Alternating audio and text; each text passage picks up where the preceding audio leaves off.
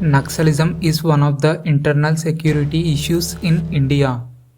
Today, let us know the origin, reasons for its growth, and government initiatives to tackle Naxalism in detail in this video. The term Naxalism derives its name from Naxalbari village in West Bengal. It originated in 1967 under leadership of Charu Majumdar, Kanu Sanyal and Jagan Santal as a rebellion against local landlords who bashed a farmer over land dispute. Though it started in West Bengal, it spread across eastern Indian states of Bihar, Jharkhand, Chhattisgarh, Odisha and also in southern Indian states of Andhra Pradesh and Telangana. Naxals were mostly influenced by Maoism. It is a form of communism developed by Mao Zedong, China's former president. It is a doctrine to capture state power through combination of armed insurgency, mass mobilization of people, and following strategic alliances. So it is also called as Maoism or left-wing extremism. The main objective of Naxalism is to overthrow a democratic state and establish egalitarian society where everyone has equal rights and opportunities. Naxals use various methods which include indoctrination. It means they circulate the wrong done by politicians, landlords, etc. and influence local youth to join the movement through pamphlets and street plays. They also follow guerrilla strategies. That means they attack as group and don't do activities individually. One more important thing about Naxalism which differentiates them from terrorism is that they don't cause any collateral damage. That means they don't cause any damage to the common people. Whereas terrorists don't worry about causing damage to the common citizens. Naxalism in India can be divided into 3 stages. In the stage 1, it started as peasant movement in Naxalbari village in West Bengal in 1967 and fought for the rights of farmers.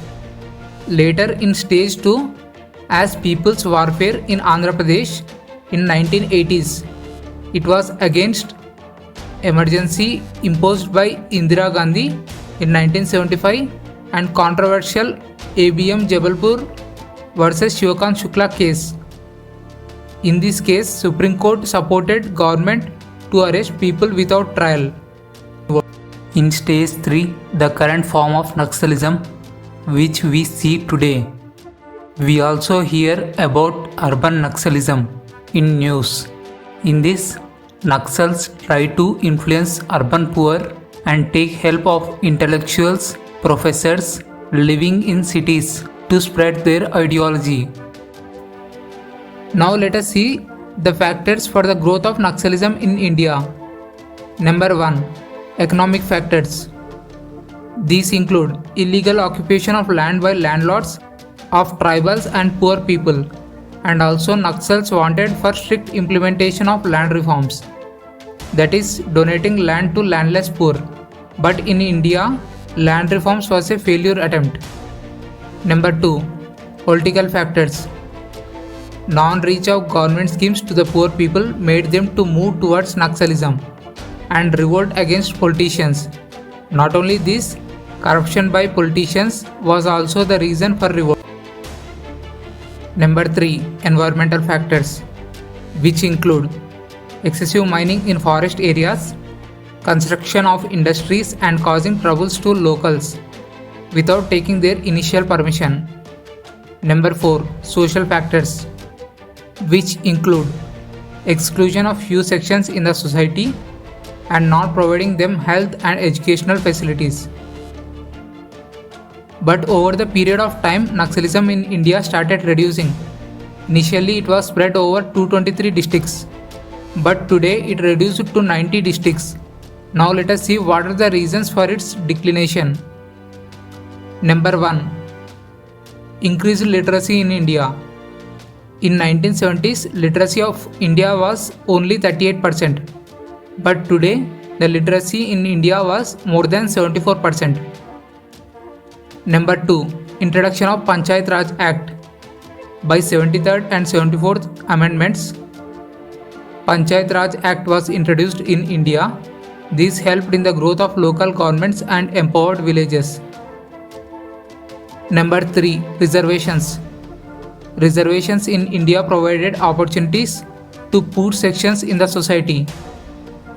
It helped to enhance their living standards, particularly tribals. Government took various initiatives to reduce Naxalism in India. Some of them include: Number 1. Operation Green Hunt. It was started in 2010. In this, government tried to deploy more security forces in the Naxal affected areas so that Naxals can be easily arrested. Number 2. Forest Rights Act in 2006. It prevented illegal occupation of tribal lands by non-tribals. Number 3. Rewards. Rewards to surrendered Naxals made many Naxals to enter into public life. Number 4. Greyhounds Initiative. Greyhounds is a special forces in Andhra Pradesh and Telangana police departments. It was initiated by IPS officer K.S. Vyas in 1989. In this mission, police officers dressed like Naxals and entered the forests. They were trained such a way that they can climb 20 to 30 kilometers of hills easily. These policemen stayed in forest for a period of 5 to 6 days and depend only on dry fruits for their food.